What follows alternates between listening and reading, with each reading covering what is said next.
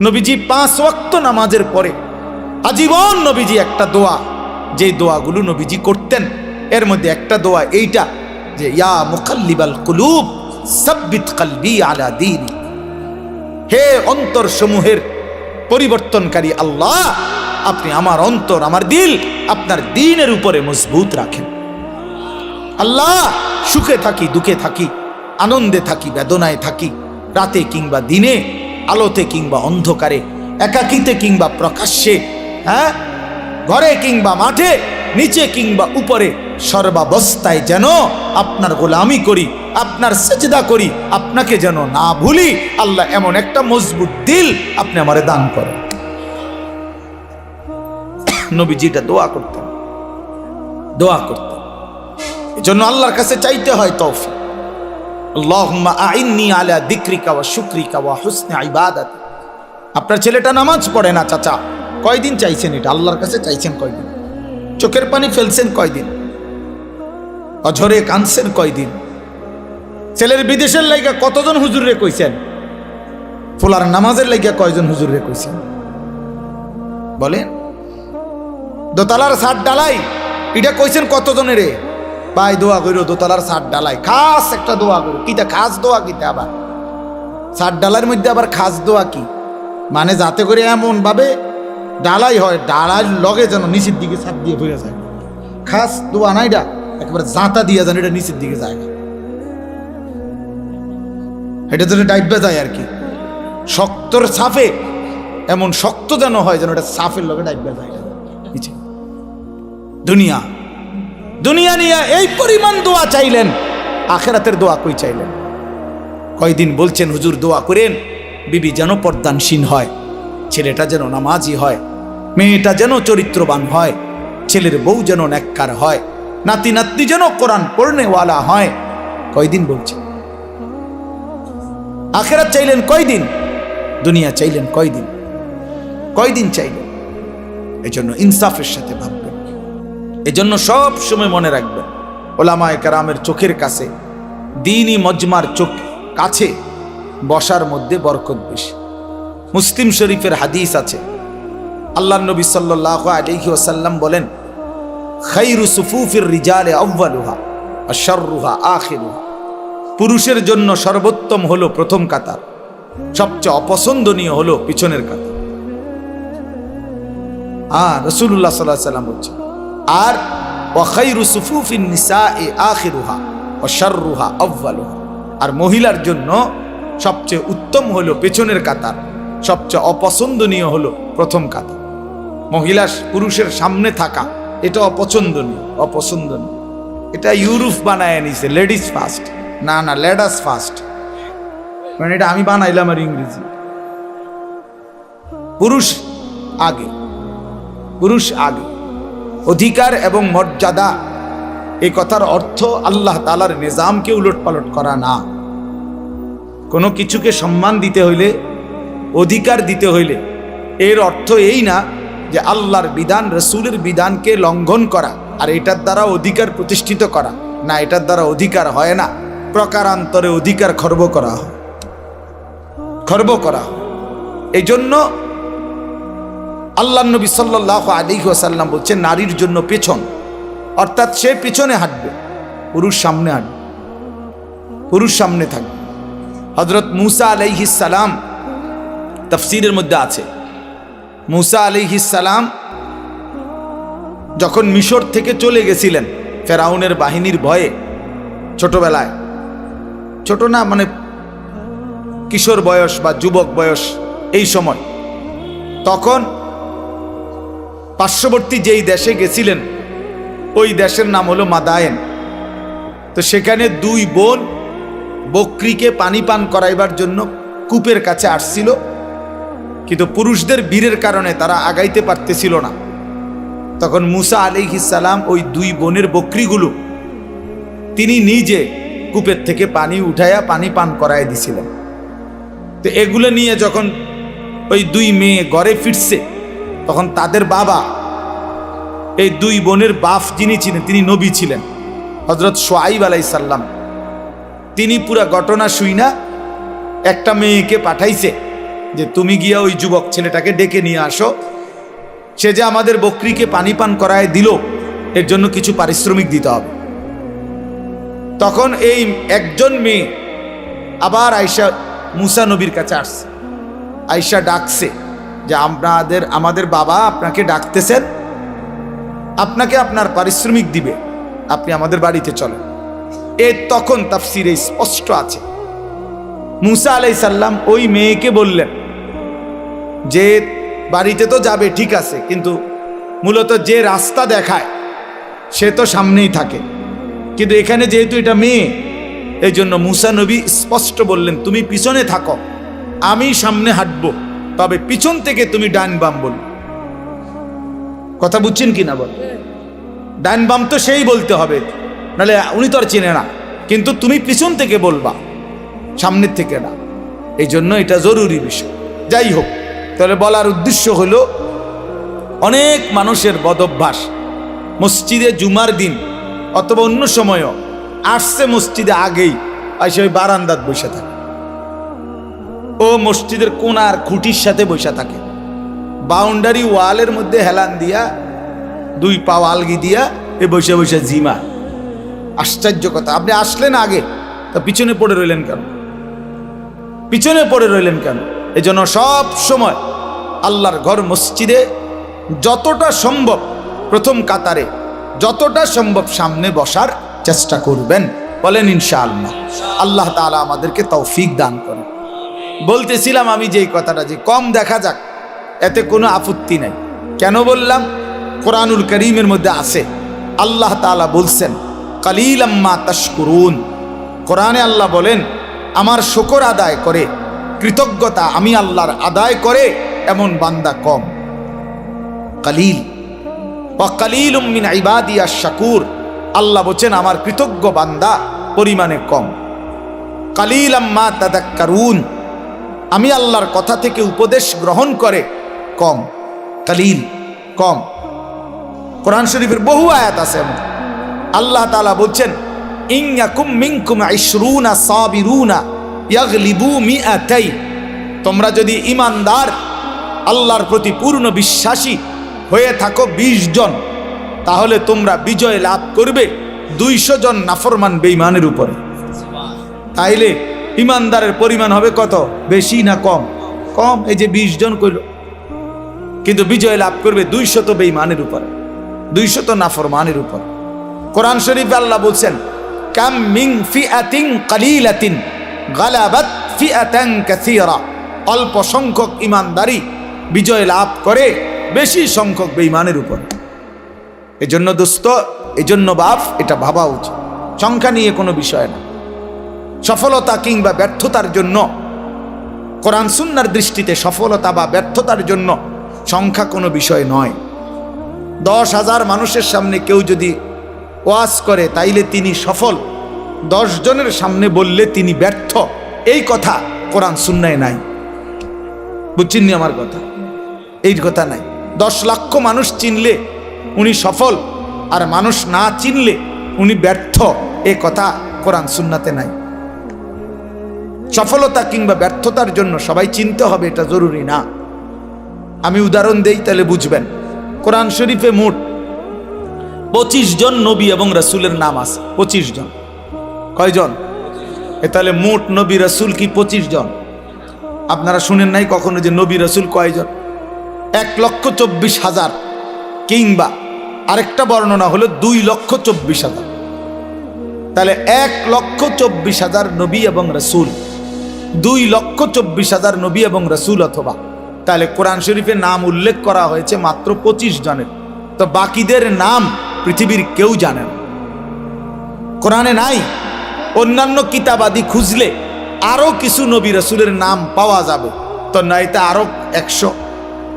তো ধরে নিলাম, মনে করেন 100 জন নবী রাসূলের নাম পাইলাম খুঁজা, তাহলে বাকি যে নবী রাসূলদের নাম কেউ জানে না পৃথিবীতে, কোনো কিতাবে নাই, তাহলে ওনারা ব্যর্থ। কথা বলেন না কেন? এটা বুঝতে হবে, এটা আখিরাতের হিসাব, এটা পরকালের হিসাব। আচ্ছা, আমাদের প্রিয় নবী সাল্লাল্লাহু আলাইহি ওয়াসাল্লাম তিনি যখন বিদায় হজ্জে আরাফাতের ময়দানে নবীজির নিজে যে বছর হজ করছেন, সেই বছর হজ্জের ময়দানে নবীজি ভাষণ দিয়েছিলেন 1,25,000, প্রায় 1.25 লাখ সাহাবীর সামনে। 1,25,000 যদি সাহাবী ওই আরাফাতের মাঠে হজ্জের মধ্যে নবীজির সামনে থাকে, তাহলে বাড়িঘরে আরো আছে। সবাই তো আর একবারে গেছে গানা হজে, বাচ্চা কাচ্চা, নারী, বৃদ্ধ, দুর্বল, এরকম আছে না আরো, তো ওনারা বাদ দেন। এই 1,25,000ই ধরেন। এই 1,25,000 সাহাবীর মধ্যে সারা পৃথিবীর সমস্ত কিতাব একত্র করলেও 5,000 সাহাবীর নাম খুঁজে পাওয়া যাবে না, 2,000 সাহাবীর নাম খুঁজে পাওয়া যাবে না। অল্প কিছু সাহাবীর নাম পৃথিবীতে আছে, মানে কিতাবে আছে, উল্লেখ আছে। তাইলে আপনি ধরেন একেবারে 5,000-এর নাম পাওয়া গেল, ধরে নিলাম কথার কথা, তাহলে 5,000 সাহাবীর নামও যদি খুঁজে পাওয়া যায়, তাইলে তো শুধু হজ্জের ময়দানের ওই 1,20,000 সাহাবীর নাম পৃথিবীর কেউ জানে না, তো ওনারা ব্যর্থ। এইটা আমরা মনে রাখতে হবে, এটা খুব জরুরি বিষয়। এক তো আখিরাতের মুআমালা, আরেক তো হলো দুনিয়ার, আপনাদের দুনিয়ার হিসাব। দুনিয়ার হিসাবে জনপ্রিয়তা, খ্যাতি, এটা একটা বিষয় অনেকে ভাবতে পারে, কিন্তু আখিরাতের দৃষ্টিতে জনপ্রিয়তা অথবা অপরিচিতি এটা কোনো বিষয় না। বিষয় হলো আল্লাহ তাআলা গ্রহণ করলেন কিনা, গ্রহণ করলেন কিনা। আমারে 10 লক্ষ মানুষ চিনে, কিন্তু আল্লাহ তাআলা গ্রহণ করে নাই, তো 2 পয়সার কোনো মূল্য নেই, 2 পয়সার মূল্য নেই। হ্যাঁ, আমারে 50 লক্ষ মানুষ চিনে, তো এতে করে আমার কবরের আযাব মাফ? 1 কোটি মানুষ চিনে, আমারে কবরের আযাব মাফ আমার? না বন্ধু, না বাপ, এটা বুঝতে হবে। আখিরাতের বিবেচনা, আখিরাতের মুআমালা, পরকালের হিসাবে সফলতা কিংবা ব্যর্থতা হচ্ছে আল্লাহ তাআলার গোলামির মধ্যে, আল্লাহর বন্দিগির মধ্যে। এজন্য কোরআন শরীফে স্পষ্ট আয়াত আছে। আপনারা দেখবেন অনেক মানুষ জানাজা যখন হয়, আমাদের এই যে ভাইরা যারা রাজনীতি করে, ওনারা সবাই জানাজার মাঠে উপস্থিত থাকে, বক্তব্যও দেয়, এবং অনেক মানুষও, সমাজের মান্যগণ্য ব্যক্তিরাও লাশের সামনে 1 মিনিট 2 মিনিট বক্তৃতা দেয়। কিন্তু অধিকাংশই বক্তৃতা দিতে গিয়ে একটা লাইনে শুধু বলে যে কুল্লু নাফসিন যায়িকাতুল মাউত, আমাদের সকলকেই মৃত্যুবরণ করতে হবে। কিন্তু মজার বিষয় হইল, কোরআন শরীফের যত জায়গায় এই কথাটা আছে, এতটুকু বলে কোনো জায়গায় আল্লাহ কথা শেষ করে নাই। বুঝেন নাই আমার কথাটা? সকলকেই মৃত্যুর স্বাদ গ্রহণ করতে হবে, এরপরে কথা শেষ, একটা দাড়ি, এমন না। প্রত্যেক আয়াতে এই কথার সাথে আরো কথা আছে। সেই কথাটা কি? সেই কথাটা কি? আল্লাহ তাআলা কোরআনুল কারীমে স্পষ্ট বলছেন, কুল্লু নাফসিন যায়িকাতুল মাউত, প্রতিটি প্রাণ, প্রতিটি আত্মাকেই মৃত্যুর স্বাদ গ্রহণ করতে হবে। তবে এই আল্লাহ আয়াত শেষ করে নাই, এর পরের কথাগুলো শুনেন। আল্লাহ বলেন, ওয়া ইন্নামা তুওয়াফাউনা উজুরাকুম ইয়াউমাল কিয়ামা, এবং অবশ্যই তোমাদেরকে তোমাদের সারা জিন্দেগীর কৃতকর্মের ফলাফল আখিরাতে কিয়ামতের দিন দেয়া হবে। এরপরে আল্লাহ বলেন, ফামান যুহজিহা আনিন নার ওয়া উদখিলাল জান্নাতা ফাকাদ ফাজা। বাপ, মনোযোগ দিয়া শুনেন, অল্পই শুনেন, দিল দিয়া শুনেন, একজনই শুনেন, আমার কোনো অসুবিধা নাই। আমি তো আর প্রার্থী না, কাজের সমস্যা নাই, আমার কোনো এত সমর্থনের কি আছে যে আমি সবাই আমার ভোটার হাইতেই, এমন কিচ্ছু না। তা কাজে একজনই শোনেন। তাই এই জন্য বললাম যে আল্লাহ তাআলা বলেন, ফামান যুহজিহা আনিন নার ওয়া উদখিলাল জান্নাতা। আল্লাহ বলেন, আখিরাতের ময়দানে, হিসাবের মাঠে যাকে জাহান্নাম থেকে মুক্তি দেয়া হবে এবং জান্নাতে প্রবেশ করানো হবে, খোদার কসম আল্লাহ বলেন, ফাকাদ ফাজা, সেই কেবল সফল হলো, সেই কেবল কৃতকার্য হলো, সেই কেবল কামিয়াব হলো। এরপরও শেষ হয়েছে না কথা, আরটু রয়েছে। এরপরে আল্লাহ বলেন, অতএব তোমরা যদি জানতে চাও বান্দা, তাহলে দুনিয়ার সফলতা ব্যর্থতা এটা।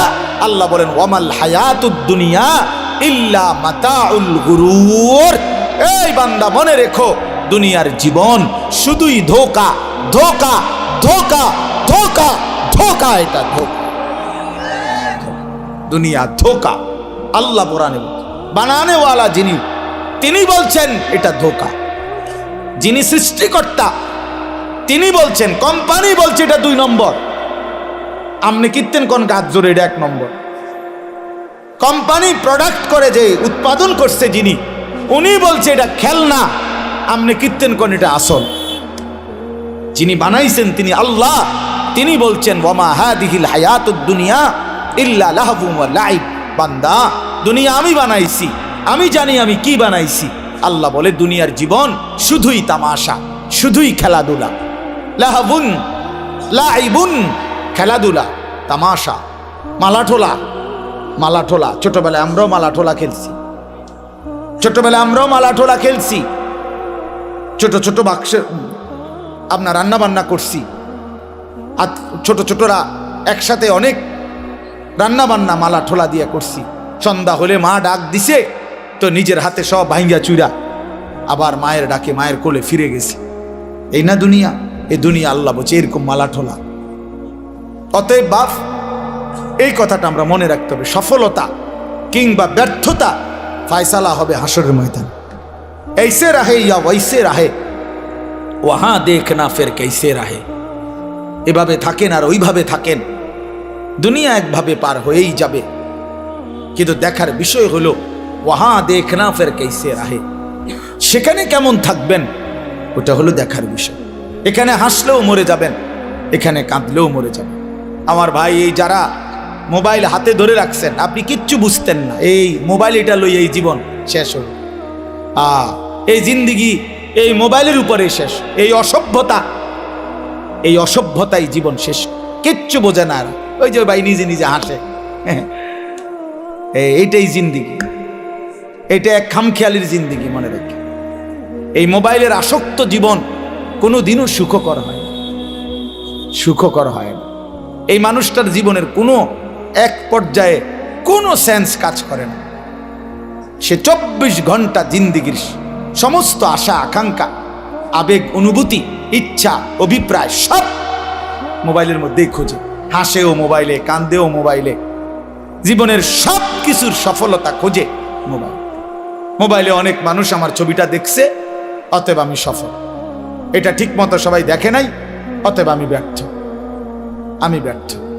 সবাই আমারে চিনছে মোবাইলের মাধ্যমে, অতএব আমি সফল। এবার যেমনিও একটা লারা দিতেই লইছে, একটা মানুষ চিনলেই এটা যেমনি পাঞ্জাবি ফিন্দা হোক কুল্লা হোক, বুঝেন না কথা? একার ডাইরেক্ট রাস্তার মাঝখান দিয়ে আটটা হোক, অসুবিধা কি? চিনছে তোমার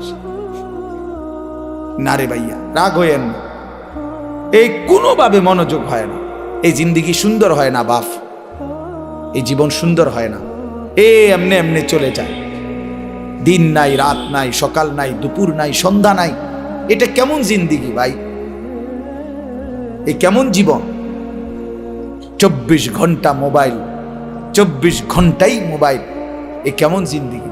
এই পৃথিবীতে আর কোনো কাজ নাই? এই পৃথিবী গড়ারও কোনো প্রয়োজন নাই, আখেরাত গড়ারও প্রয়োজন।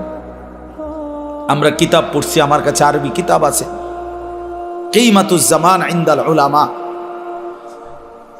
এই কিতাবের মধ্যে আছে মানে ওলামায়ে কেরামের নিকট সময়ের মূল্য।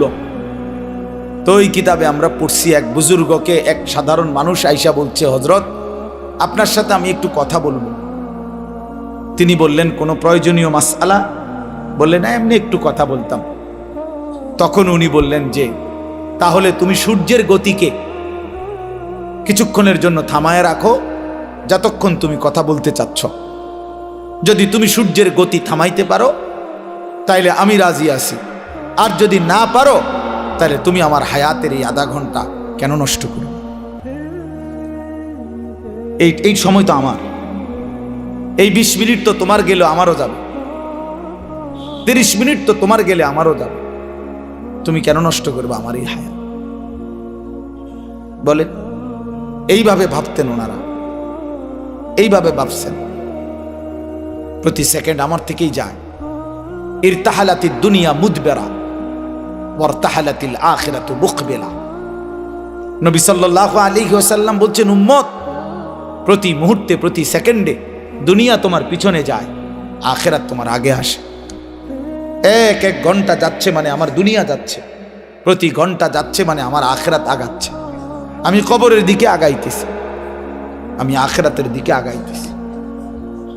ফাকুনু আবনা আল আখিরা ওয়ালা তাকুনু আবনা আদ দুনিয়া। নবী সাল্লাল্লাহু আলাইহি সাল্লাম বলেন, অতএব আখিরাতের সন্তান হও, দুনিয়ার সন্তান হইও না। অর্থাৎ নবীজি বলছেন, উম্মত, আখিরাতের পরিচয়ে পরিচিত হও, শুধু দুনিয়ার পরিচয়ে পরিচিত হও।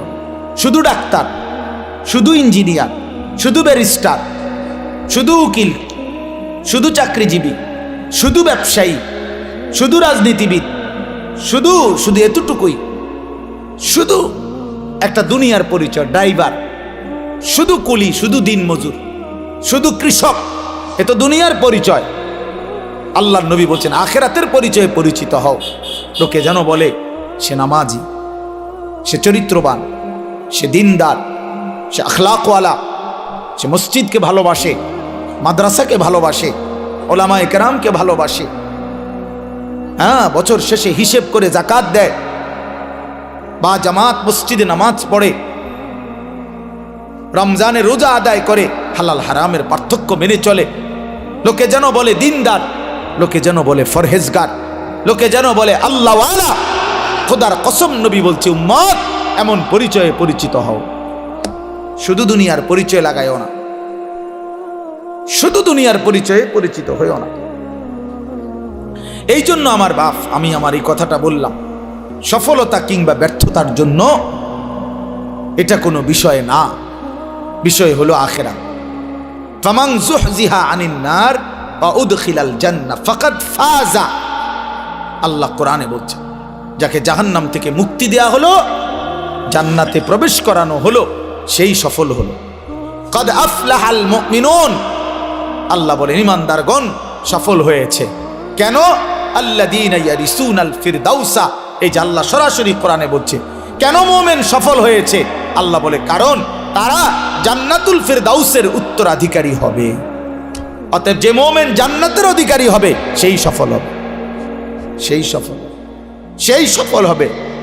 ওয়াকালুল হামদুলিল্লাহিল্লাযী আযহাবা আন্নাল হাযান ইন্না রাব্বানা লাগফুরুন শাকুর।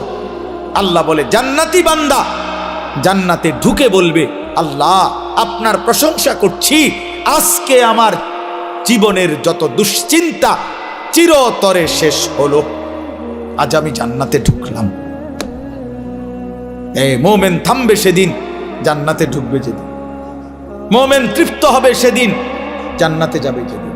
মুমিনের জিন্দেগির সমাপ্তি হবে, সমস্ত চিন্তা ফিকির পেরেশানি, সমস্ত অস্থিরতা, সমস্ত মেহনত, সমস্ত টেনশনের সমাপ্তি হবে সেদিন, খোদার জান্নাতে ঢুকবে যেদিন। এজন্য বাপ বুঝতে শিখেন, আমিও আপনিও, আমিও আপনিও, আপনিও। দুনিয়া বাদ দিতে বলি না। কোরআনুল কারীমের মধ্যে আল্লাহ তাআলা বলছেন, ওয়ালা তানসা নাসীবাকা মিনাদ দুনিয়া। বান্দা, তোমার দুনিয়ার প্রয়োজন ভুলে যেও না। আমি তোমারে দুনিয়া ছাড়তে বলি না। দুনিয়া ছেড়ে দিলে তুমি আমল করবা কেমন? হায়াত না পাইলে বন্দেগী করবা কেমন? দুনিয়া বাদ দিতে বলে না, আখিরাতকে 24 ঘন্টা সঙ্গী বানাইতে বলছে, সঙ্গী বানাইতে বলছে। কোরআনে আল্লাহ দোয়া শিখাইছে, মুমিনের দোয়া। আপনারা সবাই পারেন এই দোয়াটা, সবাই এই দোয়াটা পারে। রব্বানা আতিনা ফিদ দুনিয়া হাসানা ওয়া ফিল আখিরাতি হাসানা ওয়া কিনা আযাবান নার। আয় আল্লাহ, আমি পুরা দুনিয়া চাই না। আল্লাহ, আমি পুরা দুনিয়ার যা ইচ্ছা তাই চাই না। দুনিয়ার মধ্যে যা হালাল, যা পবিত্র, যা উত্তম, যা বৈধ, যা আপনার অনুমোদিত, আমাকে সেই হাসানা উত্তম যা তা দুনিয়ায় দেন। আখিরাতে যা উত্তম আপনি তা দেন, জাহান্নামের আযাব থেকে মুক্তি দিয়ে দেন। তাহলে দুনিয়া চাইতে নিষেধ করছে, উত্তমটা চাইবেন। আল্লাহ দুনিয়া দেন, তবে হালাল হারাম মিলাই আনা, হালাল দেন, জায়েজ না জায়েজ মিলাই আনা।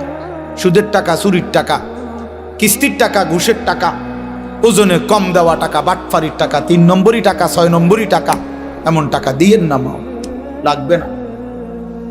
এমন দুনিয়া ছেড়ে দিলাম, এমন দুনিয়া ছেড়ে দিলাম। এজন্য বাপ, এটা ইনসাফের সাথে ভাবা উচিত। আপনাদেরকে বলি, একজনকেই বললাম, ফিকির কইরেন, ফিকির কইরেন। অনেক কিশোর যুবক ছেলে বুঝতেই চায় না, ওই মনে করে রং তামাশার এই জিন্দিগি এটাই শেষ, এটাই শেষ। সারা রাত নারী, ছবি, উলঙ্গ দৃশ্য, সারাদিন নিজের মতো করে আড্ডা দেয়। তার মনে যা চায়, চুল এমন রাখছো কা, আমার মন চাইছে। পরনের পোশাক এমন কেন, আমার মন চাইছে। ইউর উইশ ইউর লাইফ, তোমার চয়েস, তোমার লাইফ, তোমার পছন্দ, তোমার জীবন। বাহ, বেঈমানদের কথা এটা। ইউর লাইফ ইউর চয়েস, তোমার জীবন, তোমার চয়েস, তোমার যেটা ভাল লাগে এটা করো। অন্য এখানে কি, অন্য এখানে কি? তোমার হিন্দু মেয়ে পছন্দ হয়েছে, ঠিক আছে। তোমার ইয়াহুদি পছন্দ হয়েছে, হ্যাঁ ঠিক আছে। এখানে অন্য কি? তোমার যেটা ভাল লাগে এটা, তোমার যেটা মন চায় এটা, তোমার পছন্দই তোমার জীবন। খোদার কসম, কোরআন শরীফের আয়াত আছে বাপ, সূরা আরাফের মধ্যে আল্লাহ তাআলা বলছে, এই মনের ইচ্ছা মতো যে চলে, ওয়াত্তাবা হাওয়াহু, যে তার নফসের মনের চাহিদার অনুসরণ করে, আল্লাহর বিধান, রাসূলের বিধান, কোরআনের বিধান, ইসলামের বিধান, ধর্মের বিধান কিছুই যে মানে না, কোনো ধার ধারে না, পরোয়া করে না, পাত্তা দেয় না, আল্লাহর কসম, আল্লাহ কোরআনে বলছেন, ফামাসালুহু কামাসালিল কালব, ওই ব্যক্তির উদাহরণ, ওই ব্যক্তির জিন্দেগি কুকুরের মতো, কুত্তার মতো, কুত্তার মতো, কুত্তার মতো, কুত্তার মতো। বেটা, ওই জিন্দেগি কুত্তার জিন্দেগি, ওই জিন্দেগি কুত্তার জিন্দেগি। আমি বললাম, কোরআনের আয়াত এটা। যে জীবন, যে জীবন মালিকের গোলামি নাই, যে জীবন সৃষ্টিকর্তাকে মনে করায় না, যে জিন্দেগি বানানেওয়ালাকে মনে করায় না, 24 ঘন্টা নাফরমান চলে গেছে, একটা সেজদা দিতে পারলি না, তুই কোন মানুষের বাচ্চা? তুই বেটা, তুই কোন মার ঘরে জন্ম নিছত বেটা? তুই কোন মানুষের বাচ্চা বেটা? তুই কোন মুসলমানের বাচ্চা? তুই কে বললো তোরে মুসলমান বেটা? তুই জানোয়ার না তো জানোয়ার কে বেটা? একটা সেজদা দিবে না? মানুষের বাচ্চা এমন হবে? 24 ঘন্টায় একবারও মনিবের কথা মনে পড়বে না? ওমা কয় কি, আরে বলে কি? কিভাবে সম্ভব এটা? কিভাবে সম্ভব? মানুষের বাচ্চা এমনি হয় কেমনে? মুসলমানের ঘরে জন্ম নিয়ে কিভাবে সম্ভব বলে?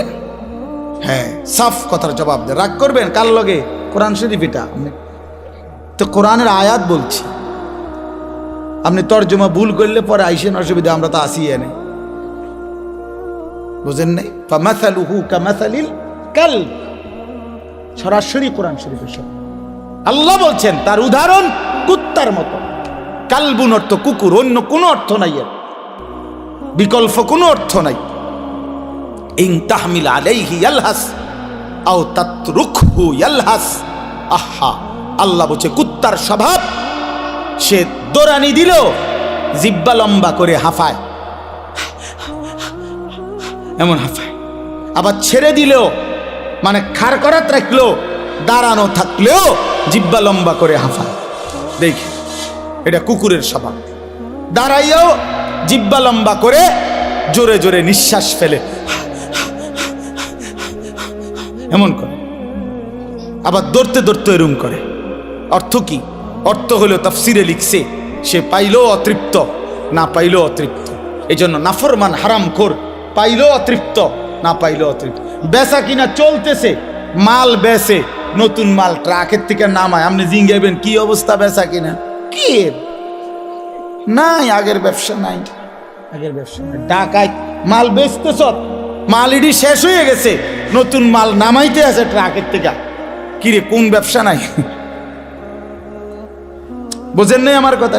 হ্যাঁ, ডাইরেক্ট না না নাই, ও ব্যবসার মজা নাই, ও আগের ব্যবসা নাই। আর কোনটা নাই? আগের ব্যবসা কোন বছরেরটা?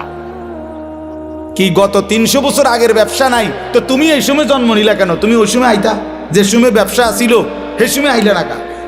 ব্যবসা আসিল নূহ আলাইহিস সালামের জমানায়, ঠিক না? তো ওই সময় জন্ম। এটা বুঝি কথা হইল? মানে এটা হইল কুকুরের স্বভাব। মানে কি? পেলেও অতৃপ্ত, না পেলেও কি? নাফরমানের দুনিয়া শেষ হয় না। আমার কথা সাফ কথা, এটা মনে রাখতে হবে। এজন্য দোস্ত বাপ, আমরা ফিকির করা চাই। আমি সব সময় এটা বলি, লোনা জলে তৃষ্ণা মেটে না। মানে যে পানি লবণাক্ত, ওই পানিতে তৃষ্ণা মেটে না। ঠিক হারামের মধ্যে, গুনাহের মধ্যে তৃপ্তি আসে না, তৃপ্তি আসে না। হ্যাঁ হ্যাঁ, সারা রাত উলঙ্গ ছবি দেখেও যুবক তৃপ্ত হয় না। এক সাগর মদ পান করেও মদখোর, নেশাখোর, ফুট্টাখোর, বাবাখোর, ডালখোর, ইয়াবাখোর, হারামখোর কোনোদিন তৃপ্ত হয় না। কিন্তু এক গ্লাস পবিত্র পানি এক গ্লাস তৃষ্ণার্ত ব্যক্তিকে তৃপ্ত করে দেয়। একজন স্ত্রী 60 বছর এক পুরুষের জীবন, 70 বছর এক পুরুষের জীবনে তৃপ্তি এনে দেয় একজন বউ দিয়ে। হালাল স্ত্রী যেটা হালাল সেটা তৃপ্তি দেয়, যেটা হারাম সেটা কি দেয় না? তৃপ্তি দেয় না বাপ, সুখ দেয় না, গুনাহ ইজ্জত দেয় না, আল্লাহর নাফরমানি সম্মান দেয় না, সম্মান দেয় না। এজন্য আমরা প্রত্যেকের কাছে, আমিও বললাম, আমার জন্য, আপনার জন্য, জওয়ান বুড়ো সবার জন্য, আমরা আখেরাতের ফিকির করা চাই। আমাদের জিন্দিগি আখেরাত। আমরা মুসলমান, আমরা মুমিন, আমাদেরকে আল্লাহ বানাইছেন আখেরাতের জন্য। এজন্য পুরা কোরআনুল কারীমে আল্লাহ তাআলা আমাদেরকে বারবার ডেকে ডেকে আমাদেরকে আখেরাতের সন্ধান দিছেন, ইবাদতের সন্ধান দিছেন।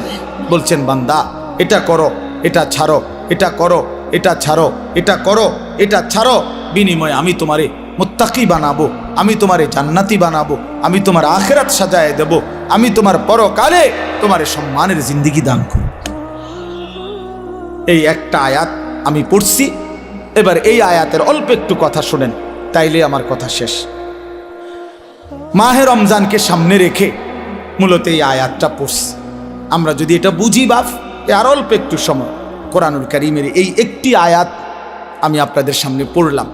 সূরা বাকারার 183 নম্বর আয়াত, দ্বিতীয় পারায়, দ্বিতীয় সূরা। আল্লাহ তাআলা বলতেছেন, ইয়া আইয়ুহাল্লাযীনা আমানু, হে ঈমানদারগণ, মানে আমাদেরকে ডাকছেন, হে ঈমানদারগণ, হে মুমিনগণ। এ কথা বলাতে এখানে আমরা বাদ পড়লাম কে? কথা বলেন না কেন? এখানে আমরা বাদ পড়ছি কেউ না? আলহামদুলিল্লাহ, আমরা কেউ বাদ পড়ি নাই। তাহলে আমাদেরকে বলছি, হে ঈমানদারগণ। এবার আল্লাহ বলেন, কুতিবা আলাইকুমুস সিয়াম, অন্য কেউ নয়, আমি আল্লাহর পক্ষ থেকে, আমার পক্ষ থেকে তোমাদের উপরে রোজা ফরজ করা হলো, তোমাদের উপরে রোজা ফরজ করা হলো। আল্লাহ তাআলা বিষয়টার গুরুত্ব দিয়েছেন যে বান্দা খামখেয়ালি মনে করুন, আমি আল্লাহ ফরজ করছি, আমি আল্লাহ ফরজ করছি। কথা বুঝ? ওই দেখেন, ওই মাসুম দেহ তোমার পিছনেই, ও পিচ্ছি পাঞ্জাবিওয়ালায় নিচি দিয়া মোবাইলে ছবি উঠে, মাটির তলে উঠাও, তুমি তো ছুডু চাই প্লাস্টিক কোথাকার, এটা ফালতু। মানে কিছু মানুষের আরো 2-3 জনে দেখছি এইটা ছাড়ে না, মোবাইল ছাড়তেই পারে না। কি আশ্চর্য! মানে এটা এক ধরনের মানুষের স্বভাব, কিছু মানুষ। হ্যাঁ হ্যাঁ, না রোগ না, মানে এটা এক ধরনের মানসিকতা হলো যে হুজুর, মূল কথা হইলো আমি আসলে কারো কথাই শুনি না, তা আপনি হঠাৎ আমনের কথা শুই না, আমার সিরিয়াল নষ্ট করতে আমি চাই না। আমার জিন্দিগির একটা সৌন্দর্য আছে, আমি কারো কথা মানি না, কারো কথা শুনি না। কাজেই আমনে তারও কত বালা হুজুর কইছে, আমি ছাড়ছি না। আর আপনি দেড় হুজুর আইছেন মিয়া বৃন্দাসরতে, আপনি আমারে ঠিক করে লাগেন তোর মিয়া। এই আর বাপ গাদ্দার, মানসিকতায় গাদ্দার। সিদ্ধান্তই নিয়েছেন আমার বাপ, আমি একটা মিনিট বুঝাই, না খাওয়ার জন্য একটা জিনিস বুঝাইতে চাচ্ছি। হাদিসের মধ্যে আছে, আল্লাহ নবী সাল্লাল্লাহু আলাইহি সাল্লাম বলছেন, কিছু মানুষের দিল কালকুজে মিরবাদান, এই শব্দটা নবীজি বলছেন কিছু মানুষের অন্তর হয় এরকম, এই যে এইটা যেরকম উল্টায় রাখলাম এখন, এরকম, মানে গ্লাস, উল্টানো জগ, উল্টানো বালতি, উল্টানো মগ, এই শব্দের অর্থ। অর্থ হইল এইটা যদি এখন এমনি রাখে, মানে কোনো একটা গ্লাসে, তাহলে এইটার উপরে যদি আটলান্টিক মহাসাগরের পানিও ফালায় পূর্বে, এটা কেন? এই নবীজি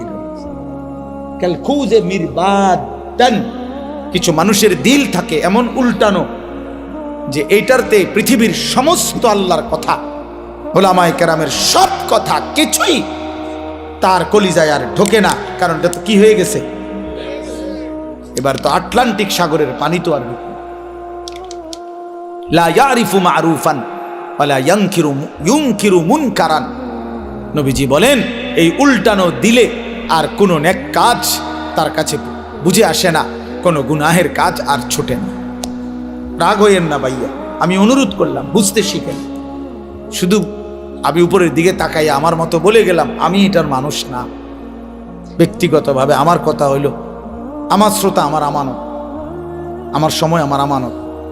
অতএব আমি এর জন্য সবার দিকে নজর রাখি, আল্লাহর কথার প্রতি মনোযোগী হইতে হবে। আল্লাহর নবী সাল্লাল্লাহু আলাইহি ওয়াসাল্লাম, আপনি জিজ্ঞাসা করেন হুজুরদেরকে, নবীজি 5 ওয়াক্ত নামাজের পরে আজীবন নবীজি একটা দোয়া, যে দোয়াগুলো নবীজি করতেন এর মধ্যে একটা দোয়া এইটা যে ইয়া মুকাল্লিবাল কুলুব সাব্বিত কলবি আলা দীনি, হে অন্তর সমূহের পরিবর্তনকারী আল্লাহ, আপনি আমার অন্তর আমার দিল আপনার দ্বীনের উপরে মজবুত রাখেন। আল্লাহ, সুখে থাকি দুঃখে থাকি, আনন্দে থাকি বেদনায় থাকি, রাতে কিংবা দিনে, আলোতে কিংবা অন্ধকারে, একাকিতে কিংবা প্রকাশ্যে, হ্যাঁ, ঘরে কিংবা মাঠে, নিচে কিংবা উপরে, সর্বাবস্থায় যেন আপনার গোলামি করি, আপনার সেজদা করি, আপনাকে যেন না ভুলি। আল্লাহ, এমন একটা মজবুত দিল আপনি আমারে দান করেন। নবীজিটা দোয়া করতেন, দোয়া করতেন। এজন্য আল্লাহর কাছে চাইতে হয় তৌফিক।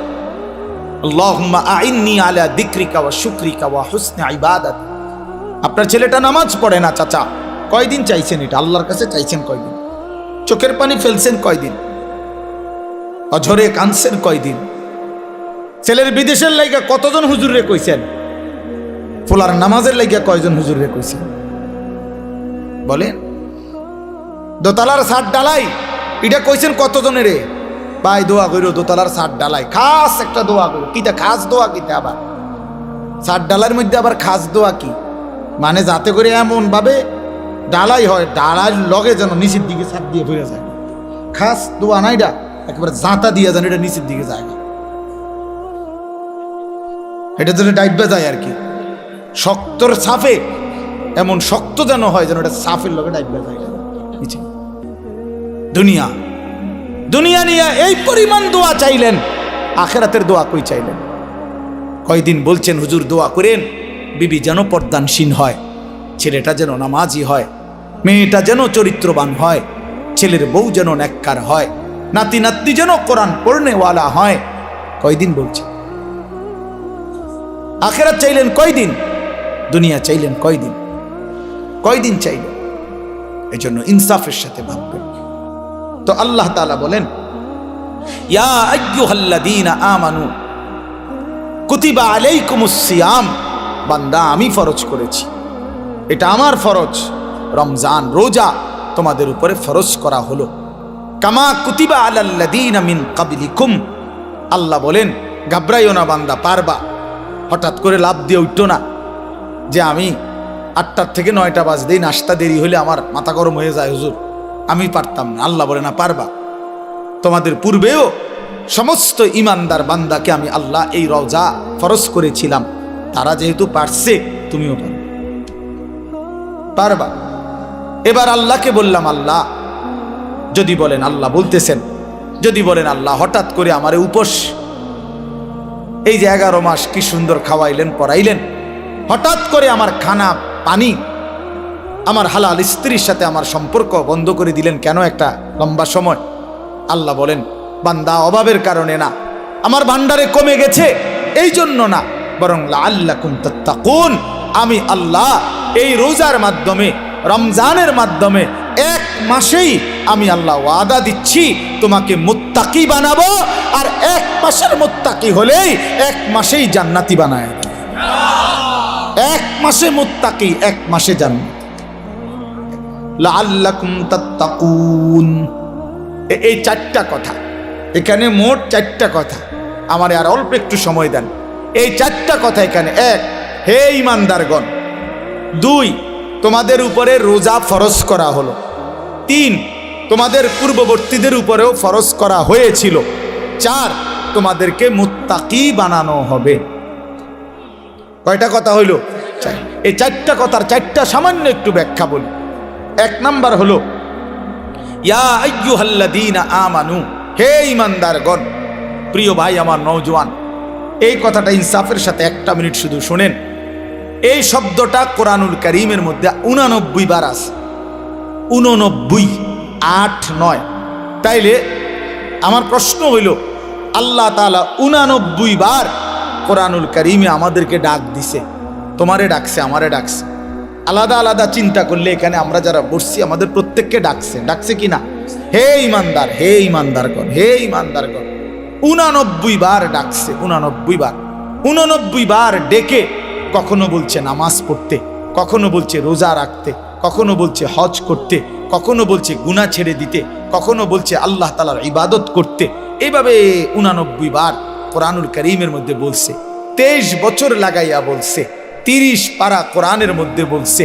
জিব্রাইলের মাধ্যমে পাঠিয়ে বলছে। প্রিয় নবী সাল্লাল্লাহু আলাইহি সাল্লামের কাছে নাজিল করে বলছে।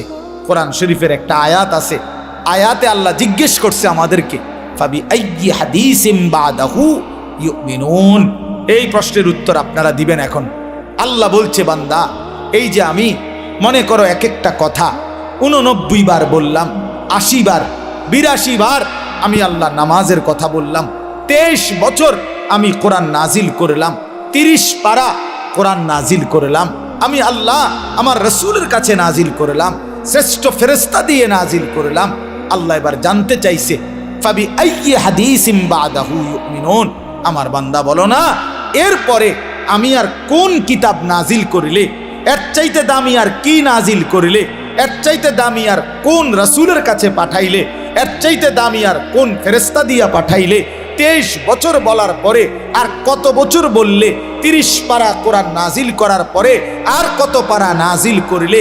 89 বার বলার পরে আর কতবার বললে? 82 বার বলার পরে আর কতবার বললে?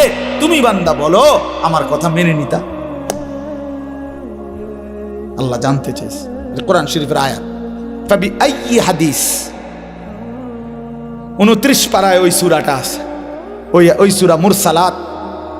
ওই সূরার মধ্যে আল্লাহ এটা জিজ্ঞেস করছে, বান্দা বলো না, আমি আল্লাহ আর কি বললে, কেমনে বললে, আর কতবার বললে তুমি আমার কথা মেনে নিতা?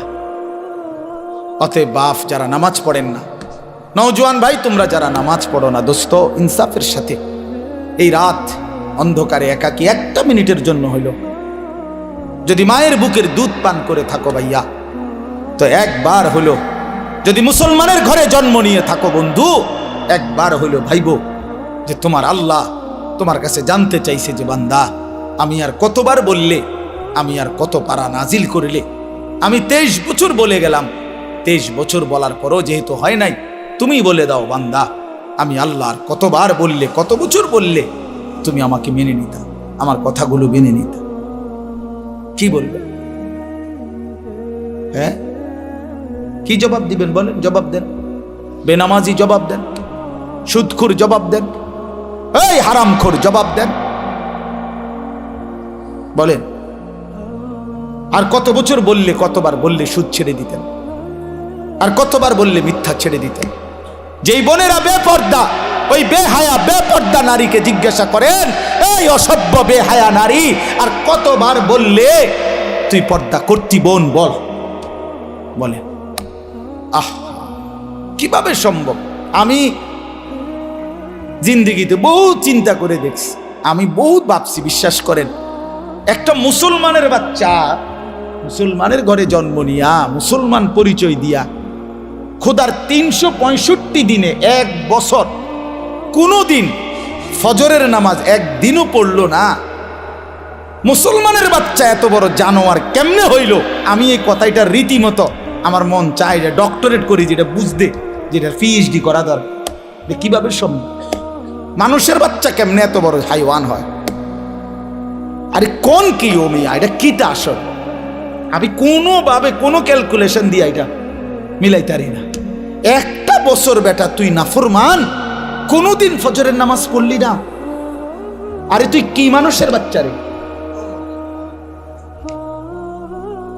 এটা কিভাবে সম্ভব ভাইয়া? ওই কোন মার ঘরে জন্ম নিল? আহা, তার মা কোথায়, তার বাবা কোথায়? কিভাবে সম্ভব? ওই মা কেমনে মেনে নিল? ওই বাবা কেমনে মেনে নিল? 16 বছর 18 বছর আপন ঘরে, মা বাবার ঘরে ঘুমায় সন্তান, কোনোদিন ফজরের নামাজ পড়ে না। মায়ের চোখেও এক ফোঁটা পানি নাই, বাবার চোখেও এক ফোঁটা পানি নেই। আহ, মা বাপ কেমনে মেনে নিল? সন্তান এবার কেমনে মেনে নিল? এভাবে কেমনে আল্লাহকে ভুলে গেল? ইয়া আইয়ুহাল ইনসান মা গাররাকা বিরাব্বিকাল কারীম। রব্বুল আলামিন বলে, বান্দা, হে মানুষ, আমার মতো দয়ালু মেহেরবান মনিব থেকে কে তোমাকে ধোঁকা দিল? কে দিল? এত বড় আসমান দিয়ে আমি আল্লাহ সাজাইলাম, এত বড় জমিন আমি আল্লাহ তোমার জন্য বিছিয়ে দিলাম, এত বড় কায়নাত আমি রব্বুল আলামিন বানাইলাম, বিনিময়ে আমি বুঝি একটা সেজদা পাইলাম না। কেমনে পারলা বান্দা? মা গাররাকা বিরাব্বিকাল কারীম। আল্লাহ বলে, বান্দা, কে তোমারে ধোঁকা দিল? বান্দা, এমন কোন বন্ধু পেলে, এমন কাকে পেয়ে গেলা বান্দা, যাকে পেয়ে তুমি আমার মতো মালিককে ছেড়ে দিলা? 7 আসমান দিয়ে 7 জমিন দিয়ে 24 ঘন্টা নিঃশ্বাস দিলাম, চোখ নাক কান দেহ অঙ্গ প্রত্যঙ্গ সচল রাখলাম। এত কিছুর বিনিময়ে আমি বুঝি তুমি বান্দার দিল মন পাইলাম না, তোমার বুঝি দিল গলাইতে পারলাম না। আহ, হায় হায়। 1 মিনিট ভাইবেন, কোনো এক বেনামাজি কেউ যদি এখানে থাকো ভাই, 1 মিনিট ভাইবে, আজকেই ভাইবে, ঘুমাইবার আগেই ভাইবে। নবীজি জিজ্ঞেস করবে, উম্মত, আমি 23 বছর উম্মত। হাসরের ময়দানে নবী বলবে, আমলনামা দেখাইয়া বলবে, প্রত্যেককে সুপারিশের জন্য নবীজির কাছে চাইতে হলে আমলনামা জমা দিতে হবে। ওমা, সুপারিশের কোনো কাগজপত্র নাই, কথা কোনা, কোনো নিয়ম কানুন নাই নাকি? হ্যাঁ, কোনো ফাইল জমা দিতে হবে না তো নবীজি তো দেখবে। নবীজির সামনে তো আপনাকে বলতে হবে, ইয়া রাসূলুল্লাহ, এই যে আনিসুর রহমান আশরাফি, এইটা আমার ফাইল, আপনি দেখেন, আমার জন্য একটু সুপারিশ করেন আল্লাহর কাছে। আল্লাহর নবী দেখবে 30 বছর সুদের ব্যবসা, 60 বছর বয়স, 60 বছর পর্যন্ত বিড়ি সিগারেট খাইয়া গেছে। 30 বছর 60 বছর বয়স, কোনোদিন গালি ছাড়া কথা বলে নাই। ছেলেটা বেনামাজি, মেয়েটা বেপর্দা, স্ত্রী বেপর্দা। মৃত্যু পর্যন্ত আমার উম্মতের ঘরে প্রতিদিন রঙিন টেলিভিশনে নাচ গান নর্তকীর ছবি চলছে। তার ছেলে মেয়ে নাতি নাতনি বসে নাচ গান নাটক সিনেমা দেখে গেছে। কোনোদিন গালি ছাড়া কথা বলে না, হালাল রোজগার বলতে কিছু নাই। ফজরের নামাজ 1000 পৃষ্ঠা উল্টাইয়াও ফজরের নামাজ বলতে কিছু নাই। আল্লাহর কসম, আমরা উর্দু কিতাবে পড়ছি, নবীজি চোখের পানি ফেলে দিবে, নবী কাঁদবে, আল্লাহর নবী কাঁদবে, বলবে, উম্মত, আমি সেই নবী যে 23 বছর তোদের জন্য কেঁদেছিলাম, আমি সেই নবী যে পেটে ক্ষুধার কষ্টে 2টা পাথর বাঁধছিলাম, আমি সেই নবী তায়েফের রক্তে যে সমস্ত শরীর রক্তাক্ত করেছিলাম, উহুদের দান দান শহীদ করা রক্ত নিয়ে ময়দানে পড়েছিলাম বেহুশ হয়ে, আমার এত রক্ত, আমার এত চোখের পানি, আমার এত ক্ষুধার কষ্টের বিনিময়ে উম্মত এই আমলনামা, তুমি আমারে এত বড় বেইজ্জতি কেমনে করলে? আমি কেমনে আমার আল্লাহর সামনে এটা দেখাবো যে আয় মাওলা, এটা শ্রেষ্ঠ নবীর, শ্রেষ্ঠ উম্মতের আমলনামা। বলে কোন বাপ যদি 8 বছর ছেলেটাকে ইউনিভার্সিটিতে পড়ায়, তো গরিব বাপ তার ছেলেটাকে মনে করেন ভিটা মাটি বসত সব বেচ্চা নিজে না খাইয়া ছেলেটার 1 লাখ লাখ টাকা পড়ালেখার খরচ দিছে। 8 বছর পরে 6 বছর পরে বাপ রেজাল্ট সার্টিফিকেট দেখতেছে যে ফেল। ওই ওই ওই বাপ কি পরিমাণ কাঁদবে, ওই বাপ কি পরিমাণ কাঁদবে। ওই বাপ বলবে না যে বাপ আমি তোরে মানুষ করার জন্য, তোর পড়ালেখার খরচ দেওয়ার জন্য ভিটাটা বেচা ফেলছি, মাটিটা বিক্রি করে ফেলছি, আমি জীবনে কোনো সুখের নাগাল পাই নাই। এই বছরও ভাই, এই গত হজ্জেও এক জিদ্দা থাকে এক প্রবাসী ভাই, আমি তো হজ উমরার সফরে গেলে প্রবাসীদের রোমে রোমে যাই। আমি আজ 32 বছর সৌদি আরব জিদ্দায় পড়ে আছি, কেউ 18 বছর, কেউ 16 বছর। জীবনের এই সুখের সময়টা যারা কাটাইছে বিদেশের জমিনে, যৌবনের পুরাটা টাইম শেষ করে দিছে বাপ, বিনিময়ে সেই বাপ যখন দেখে তার ছেলেটা ফেল, তখন সে বলবে বাপ তুই আমার এটা কি দেখাইবি, তুই আমার এতগুলো টাকা, তুই আমার এত বড় বেইজ্জতি কেমনি করলি বাপ, এটা বলবে না? তো নবী সাল্লাল্লাহু আলাইহি সাল্লামও বলবে, খোদার কসম নবীজিও বলবে, আল্লাহর কসম নবীও বলবে যে উম্মত তুমি আমার এত বড় বেইজ্জতি কেমনে করলে, আমার এতগুলো চোখের পানির এভাবে কেমনে ফিরায় দিল। এই জন্য একজনই, আমি আবারও বলছি, আমি সংখ্যায় বিশ্বাসী না, কয়জন শুনছে খোদার কসম আমার এটা কোনো ফিকির না, আমি এক ফিকিরের বিশ্বাসী, যে একজনই বুঝেন, একজন প্রিয় নবী সাল্লাল্লাহু আলাইহি সাল্লাম এবং সাহাবায়ে কেরামের কলিজার মধ্যে এই ফিকির ছিল মৃত্যু পর্যন্ত, যে আল্লাহ পাকের এক এক বান্দা কিভাবে জাহান্নাম থেকে বাঁচবে। এটাই ফিকির, এটাই আমাদের জিন্দেগি। হাদিসের মধ্যে আছে আল্লাহর নবী সাল্লাল্লাহু আলাইহি ওয়াসাল্লাম তিনি বলছেন, ওয়া আনা আখিযুন বিহুজাজিকুম। এই বছর ইজতেমার মাঠে দ্বিতীয় দিন মাগরিবের নামাজের পরে আমাদের দাওয়াত ও তাবলীগের বিশ্ববিখ্যাত মুরব্বী হযরত মাওলানা আহমদ লাট সাহেব দামাত বারাকাতুহুমুল আলিয়া এই বয়ানে এটা বলছিলেন। আমি নিজে মাঠে বসে শুনছি যে আল্লাহর নবী সাল্লাল্লাহু আলাইহি সাল্লামের হাদিস, এটা আমরাও পড়ছি। নবী সাল্লাল্লাহু আলাইহি ওয়াসাল্লাম বলছেন, ওয়া আনা আখিযুন বিহুজাজিকুম। আল্লাহর নবী বলেন, উম্মত আমি তোমাদেরকে জাহান্নাম থেকে বাঁচাইতে চাই কিভাবে, এটার উদাহরণ দিতে গিয়ে নবীজি এই কথাটা বলছে। আমি 1 মিনিট সামনে একটা জিনিস দেখাবো শুধু, মানে আমি ওনারে মহব্বত করি, তা আমি ওনার হাত ধরে বললাম, ভাই আপনার, আমি হাতে ধরে বললাম আপনি যায়েন না, ওইটা আগুন, আপনি ধ্বংস হয়ে যাবেন। উনি ঝটকা দিয়ে আমার হাত ছাড়াই নিল, এটা সম্ভব? আমি ওনার ঘাড়ে হাত দিলাম, কাঁধে হাত দিলাম, ভাই আল্লাহর দোহাই আপনি যাইয়েন না, ধ্বংস হয়ে যাবেন, ওইটা আগুন। উনি আমার কাঁধের থেকে হাত সরাইয়া ফেলে দিল, এটাও সম্ভব। কিন্তু আমি যখন ভালোবাসার কারণে আমার সিদ্ধান্ত, আমি তাকে বাঁচাবই, আমার ভাইকে, তখন আমি তার কোমরে জড়াইয়া ধরলাম, জড়াইয়া কোমরে ধইরা বললাম, না ভাই আমি তোমাকে ওই আগুনে পড়তে দিব না, আমি যাইতে দেব না তোমারে। আল্লাহর কসম নবীজি বলছে, উম্মত আমি আমার এক এক উম্মতকে কোমরে জড়াইয়া ধইরা জাহান্নামের আগুন থেকে বাঁচাইতে চাই। কোমরে জড়াইয়া ধরলে ছুটা বড় কঠিন, কঠিন না? হাতে না ছাড়াই দিলেন, কাঁধের হাতে না ফেলে দিলেন, কিন্তু কোমরে জড়াইয়া ধরলে কেমনে ছাড়বেন?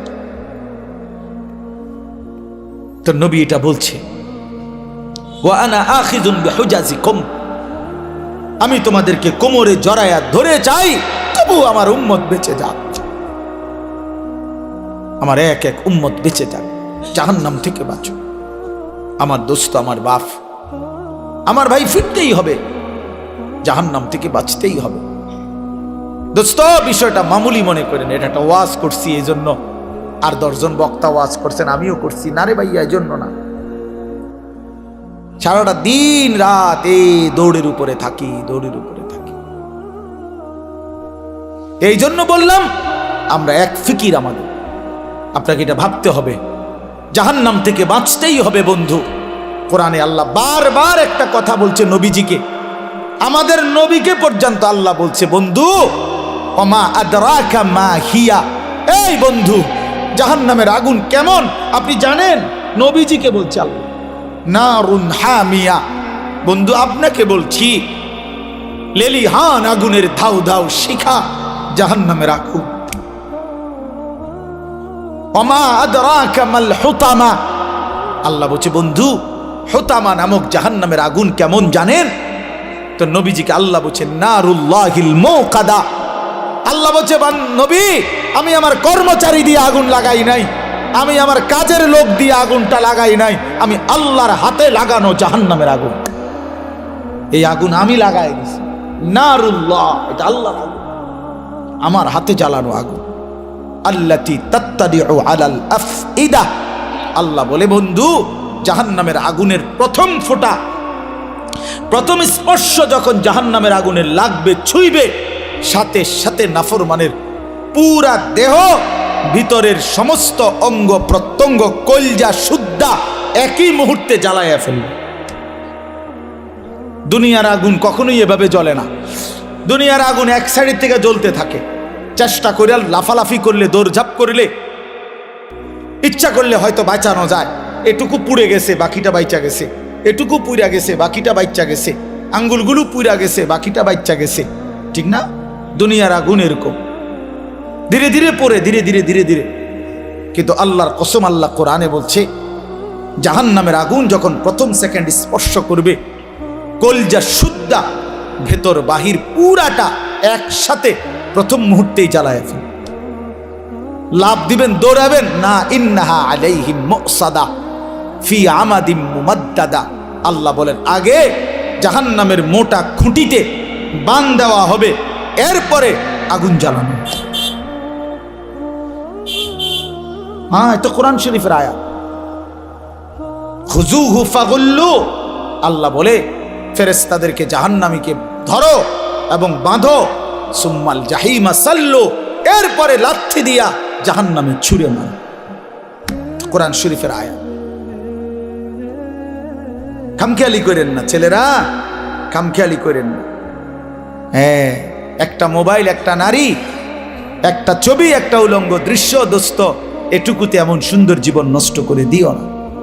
একটা মোটর সাইকেল দিয়া জিন্দিগি শেষ করে দিও না। মোটর সাইকেল একটা পাইলে কুত্তার মতো এটারে চালা, এমন জোরে ছাড়ে এটারে, মনে হয় যেন কুকুরে কামড় দিছে। এই যে আশ্চর্য, এটা কি ব্যারাম? এটার কোনো যুক্তি তো থাকতে হবে, বলেন, একটা যুক্তি তো থাকা চাই। তুমি এত জোরে ছাড়লা, তুমি তো একটু পরে কাবার্ডের সাথে, লরির সাথে একটা ধাক্কা খাইয়া তোমার মাথা ফাইটা যাবে, তোমার পাওটা ভাঙ্গে যাবে, এইটাও বোঝে না। আর যদি বলে যে এত জোরে চালাইছি মানুষে যাতে দেখে, তো মানুষে বা দেখবো কেমনে? দেখতে দেখতে তো তুমি নিমশা। মা কথা বোঝেন না। আমি মনে করেন মাত্র পজিশন নিলাম যে আমি সামু হেতের মোটর সাইকেলটা, হেতে তো গেছে গা চান্দিরা, তা আমি কেমনে দৌড়াবো তোমার ভিসি ভিসিটা চাইতাম বললে তোমার এই কারবারটা? তো এটা চায় কে? একটা বিকৃত মস্তিষ্ক ছাড়া, অসুস্থ মানসিকতা ছাড়া আর কিচ্ছু না। হ্যাঁ হ্যাঁ, আওয়াজ, এটার আওয়াজ, এটা চ্যালেঞ্জার 5, এটা খুইলা, এটা একেবারে বিভৎস। মানে ইচ্ছা করে এত বড় শব্দটাকে যার পছন্দ হয়, আমার নিশ্চিত তার যে তার সিরা গেছে, তার মাথার তার অন্য কেউ সিরা লাইছে, এটা নিশ্চিত, কোনো সন্দেহ না, কোনো সন্দেহ, কোনো সন্দেহ, হ্যাঁ হ্যাঁ, কোনো সন্দেহ না। এর জন্য হের মাথার তার সিরা লাইছে দেখে সে মোটর সাইকেলের তার সিরা লাইছে। হ্যাঁ হ্যাঁ, দোনোটা মাতাল। নাউজুবিল্লাহ, নাউজুবিল্লাহ। আল্লাহ পাক আমাদেরকে বিবেক দান করেন, ইনসাফ দান করেন।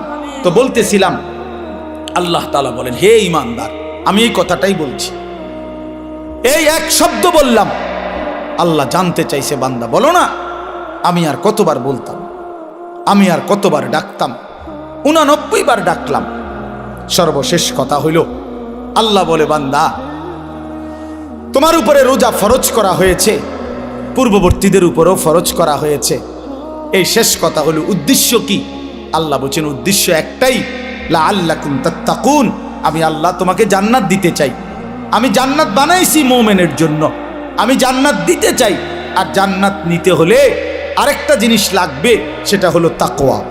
আর এই রমজানের মাধ্যমে আমি আল্লাহ তোমাকে তাকওয়া অবশ্যই দান করব। এজন্য রমজান, মাহে রমজান আল্লাহ তাআলা নিজের হাতে সাজাইছেন। আল্লাহ নিজের হাতে সাজাইছেন। রমজান মানে ভিন্ন কিছু। ইমানদারের জন্য রমজান আলাদা, যার কলিজায় আখিরাত আছে, যে কবরের ফিকির করে, যে পরকালের ফিকির করে, খোদার কসম তার রমজান ভিন্ন কিছু, তার রমজান ভিন্ন। আমরা কিতাবে পড়ছি আকাবির কা রমাদান, পূর্ববর্তী বুজুর্গদের রমজান কেমন ছিল, ওইখানে বহু বুজুর্গের জীবনীতে লিখছে রমজান আসলে ওনার আশেপাশে আওয়াজ উঠতো, শায়েখের এখন রমজান, হজরতের এখন রমজান, উনি পৃথিবী থেকে আলাদা। ইমাম মালিক রহমতুল্লাহ আলাইহি মদিনার ইমাম ছিলেন, জগৎ বিখ্যাত ইমাম ছিলেন। রমজান আসলে সমস্ত দর্স তাদরিস, সমস্ত ফতুয়া মাসাইল সব বন্ধ করে দিয়ে শুধু আল্লাহর কোরআন তিলাওয়াত আর রমজানের বন্দিগির মধ্যে ডুবে যাইত। আমরা যে দাওয়াত ও তাবলীগের যে কিতাব তালিম হয় ফাজাইলে আমাল, এই কিতাবের যিনি লেখক শেখুল হাদিস হযরত মাওলানা জাকারিয়া রহমতুল্লাহ আলাইহি সারা পৃথিবীব্যাপী বুজুর্গ ছিলেন। ৬০ বছর আল্লাহর নবীর সাল্লাল্লাহু আলাইহি সাল্লামের হাদিস পড়াইছেন। 11 বছর যিনি নবীজির রওজা পাকে মদিনার মসজিদে নববীতে আল্লাহ রসুলের হাদিস পড়াইছেন। ওই এতের লগে হেতেরতে হুইন্না মনে করেন না, এটা একটা জেনতেন বই। হ্যাঁ, না না, উনি এই একটা বইয়ের লেখক না। এই উম্মতের জন্য এই হিন্দুস্তানের মধ্যে এলমে হাদিসের ব্যাখ্যা এবং রাসূলুল্লাহ সাল্লাল্লাহু আলাইহি ওয়াসাল্লামের হাদিসের উপরে সবচেয়ে বেশি কিতাব যারা লিখছেন, তার মধ্যে অন্যতম প্রথম 3 জনের নামও যদি আসে, এর মধ্যে এই 3 জনের একজন হবে শেখুল হাদিস হযরত মাওলানা জাকারিয়া রহমতুল্লাহ আলাইহি। এই যিনি ফাজাইলে আমাল লিখছে, হ্যাঁ, এটা খামখেয়ালি কিতাব না, এটা আঙ্গাল কাঙ্গালে লিখছে না, আঙ্গাল কাঙ্গালে লিখছে না। এটা ৬০ বছর যিনি রাসূলুল্লাহ সাল্লাল্লাহু আলাইহি সাল্লামের হাদিস পড়াইছেন। আমি নিজ চোখে দেখছি মক্কার হারামে, আল্লাহর ঘর যেখানে মসজিদে হারামের যে লাইব্রেরি, ওই লাইব্রেরিতে আপনার শেখুল হাদিস হযরত মাওলানা জাকারিয়া রহমতুল্লাহর লিখিত কিতাব আউজাজুল মাসালিক, হাদিসের একটা বড় কিতাব, ওইটা ওইখানের, অর্থাৎ একজন অনারবি, উনি হিন্দুস্তানের মানুষ, কিন্তু ওনার কিতাব এই আরবের মানুষ হারামের লাইব্রেরির মধ্যে শোভা পাচ্ছে। আরব ওলামায়ে কেরাম ওনার কিতাব মোতালা করে। আফ্রিকা, গোটা আফ্রিকায় অঞ্চলে লক্ষ মানুষ ওনার হাতে আল্লাহর দ্বীন পাইছে। সারা পৃথিবী জুড়ে ওনার অগণিত ভক্ত আছে। এই মানুষটা এত বেশি হাদিসের খেদমত করতেন, কিতাব লিখতেন, ফতুয়া দিতেন, মাসআলা বলতেন, একজন আল্লাহওয়ালা সাধক ছিলেন। সব কিছুর ব্যস্ততার পরেও রমজান আসতো, সাথে সাথে একেবারে দরজা বন্ধ করে একাকী আল্লাহর ইবাদতে ডুবে যাইতেন। আমরা কিতাবে পড়ছি ওই সময় উনার এলাকার যে সাহারানপুরের রেল স্টেশনের কুলি পর্যন্ত উনার কাছে কেউ যদি রমজানে আসতো দেখা করতে, ওই কুলিয়ে পর্যন্ত কইতো ইন্না লিল্লাহ। আপনি জানেন না শায়েখের এখন রমজান মাস, শায়েখের এখন রমজান মাস, কথা বুঝেন নাই? এই তো, তাহলে সবাই জানতো এটা। কুলি রেল স্টেশনের কুলি পর্যন্ত বলতো শায়েখের এখন রমজান মাস। এই জন্য বাপ, রমজান মানে ইমানদারের জন্য ভিন্ন কিছু, মুমিনের জন্য রমজান আলাদা। রমজানই একমাত্র মাস আল্লাহ নিজে যেটার নাম উল্লেখ করছেন, শাহরু রমাদান আল্লাযী উনজিলা ফীহিল কুরআন। এই যে রমজান মাস, এই শব্দটা কে উল্লেখ করছে? কোরআনের শব্দ। রমজান মাস, এই কথাটা কিসের শব্দ? আচ্ছা, তো এই শব্দ এই জন্য আমি সবসময় বলি যে রমজান মাস এটা পৃথিবীতে উচ্চারিত হয় কতবার, কতদিন? প্রতিদিন। মাশাআল্লাহ, কতদিন? প্রতিদিন, সারা বছর। কেমনে বুঝলেন? কারণ কোরআনুল কারীম সারা বছর প্রতিনিয়ত তেলাওয়াত হয়। কেউ এদিক দিয়া পড়তেছে, কেউ পিছন দিয়া, কেউ খতম করতেছে, কেউ সবক শেষ করতেছে, কেউ এই শব্দের সবক শুনাইতেছে। তার মানে শাহরু রমাদান, রমজান মাস, রমজান মাস, এই শব্দ আল্লাহর জমিনে সারা বছর উচ্চারিত হয়। কোনো না কোনো হাফেজে কোরআন, কোনো না কোনো কোরআনের তিলাওয়াতকারী পড়তেছে, তিলাওয়াত করতেছে, এই শব্দ বলতেছে, জমিনে উচ্চারণ হইতেছে, সারা জমিনে এটা উচ্চারিত। এজন্য রমজান দামি মাস, রমজান আলাদা বাপ, রমজান আলাদা, রমজান মুমিনের জন্য আলাদা। আল্লাহ তাআলা নিজ হাতে রমজানকে সাজিয়েছেন। আল্লাহ বলছে রমজান আমি সাজাইলাম, এই যে প্যান্ডেল আপনারা সাজাইছেন, রমজান আল্লাহ নিজে সাজাইছেন। আল্লাহ বলে বান্দা দেখো আমার সাজটা আমি সেট আপ করলাম, রমজান তুমি শুনো আমার কাছে। তো আল্লাহ নিজে বলতেছে বান্দা, এক নম্বরে বিগত 11 মাসের সমস্ত হুকুম আহকাম যথারীতি বহাল থাকবে, যেটা যেমনে আছে, যেটা হালাল এখনো হালাল, যেটা হারাম এখনো হারাম, 5 ওয়াক্ত নামাজ সহ অন্যান্য বিধান এটাও চলমান। এক অতিরিক্ত আরো কিছু ইবাদত দিলাম। এক পুরা 1 মাস রোজা, পুরা মাস ইফতার, পুরা মাস সাহরি, পুরা মাস 20 রাকাত তারাবি। তাহলে এই সবগুলো নতুন ইবাদত, মানে রমজান উপলক্ষে নতুন সংযোজন, ঠিক কিনা বলেন? ব্যবসায়ী সিজনে অতিরিক্ত মাল উঠায়।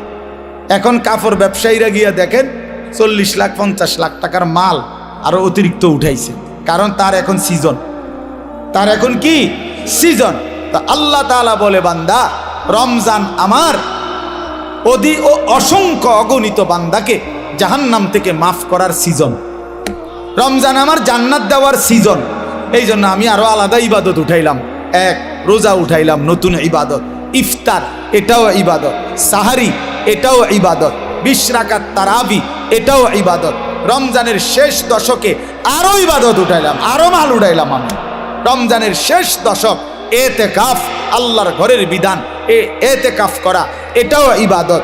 রমজানের শেষ দশকের বেজর রাত্রিতে সবে কদরের তালাশ এটাও ইবাদত। বলেন আলহামদুলিল্লাহ। তাহলে আল্লাহ তাআলা 6টা বড় বড় নতুন ইবাদত দিছেন রমজানে। 1 নাম্বার রোজা, 2 ইফতার, 3 সাহরি, 4 20 রাকাত তারাবি, 5 এতেকাফ, 6 সবে কদর। কয়টা হইল? এই 6টা নতুন ইবাদত।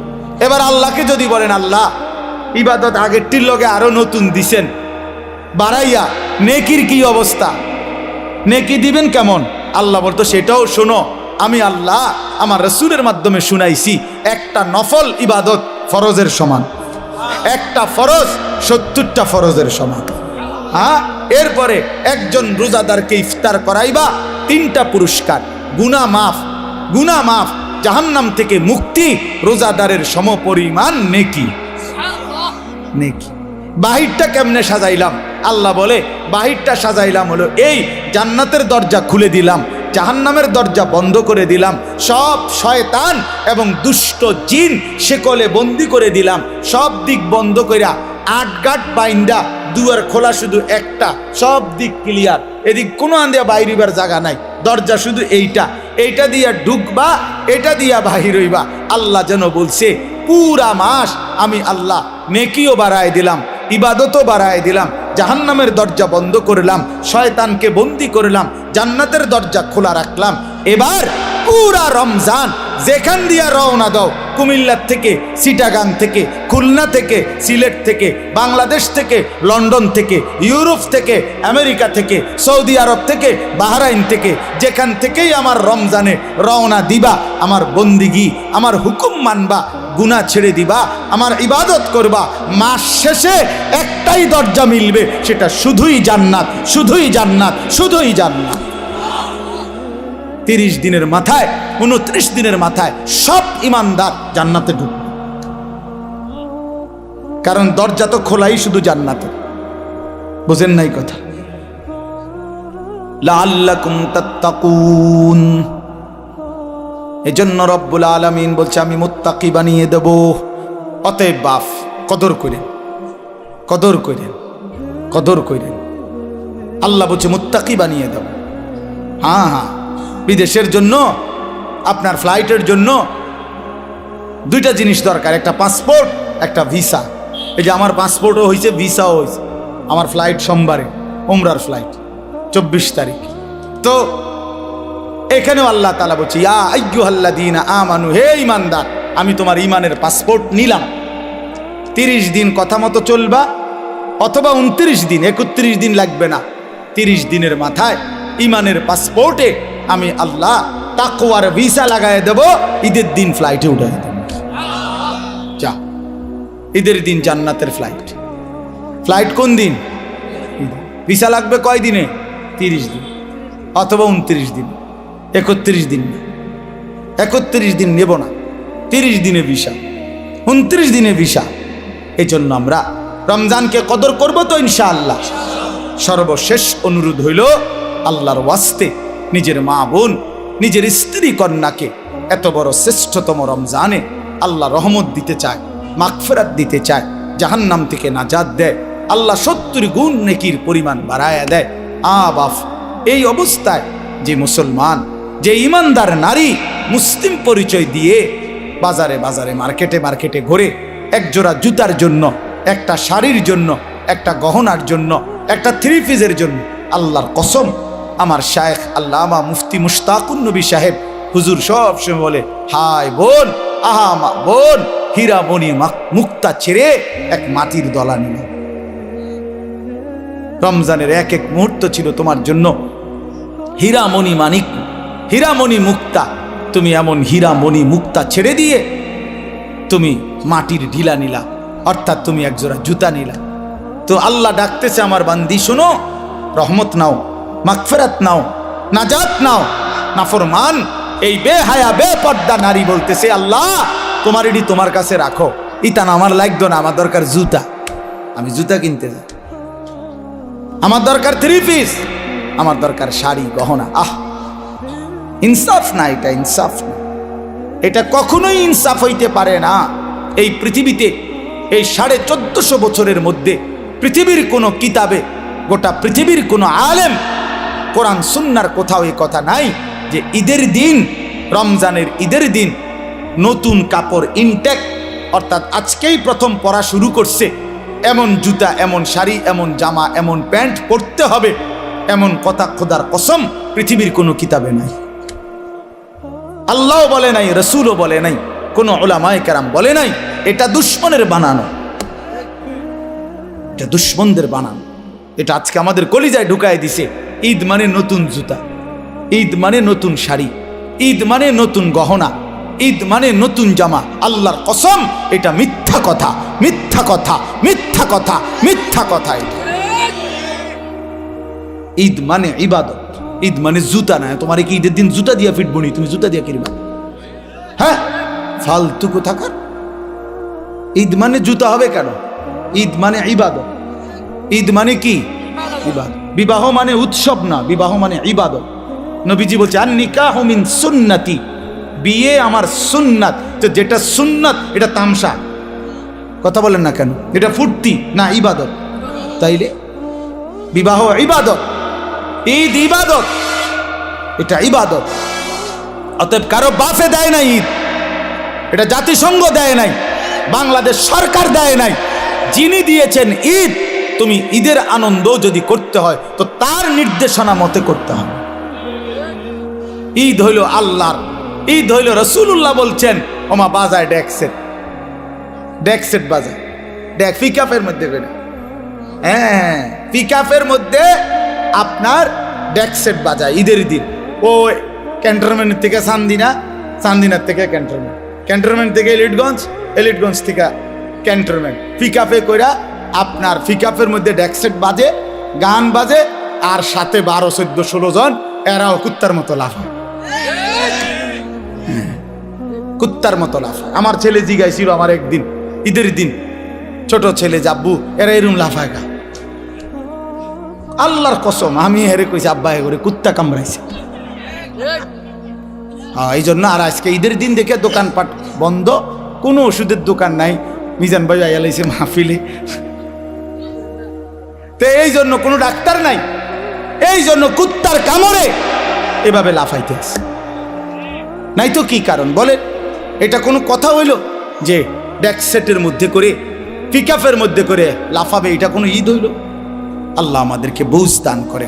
এজন্য বাপ আমি যেটুকু সম্ভব আপনাদেরকে বললাম, আপনারা দয়া করে রমজানকে কদর করবেন, বলেন ইনশাআল্লাহ। প্রিয় যুবক ভাই, নওজোয়ান ভাই, তোমাদের কাছে আমার অনুরোধ, রমজানকে সামনে রেখে নিজেকে পরিবর্তনের সিদ্ধান্ত নাও। পুরা রমজান গুনাহ ছেড়ে দাও বাপ, পুরা রমজান 20 রাকাত পূর্ণ তারাবি পড়ো ভাই।